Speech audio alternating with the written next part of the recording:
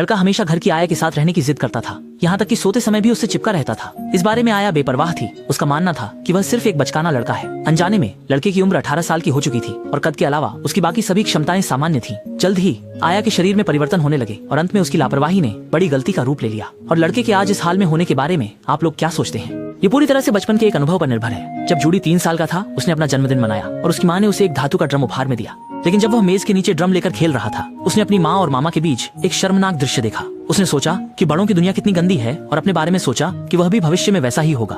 इसलिए उसने बड़ा होने से इनकार करने का फैसला किया। जूडी जानबूझकर सीढ़ियां चढ़ गया, फिर दूरी नापकर छलांग लगा दी। इस तरह उसने अपनी वृद्धि रोकने की इच्छा पूरी कर ली और उसकी ऊंचाई वहीं स्थिर हो गई। अस्पताल से छुट्टी के बाद जूडी ने लोहे की गेंद में दिलचस्पी दिखाना शुरू कर दिया।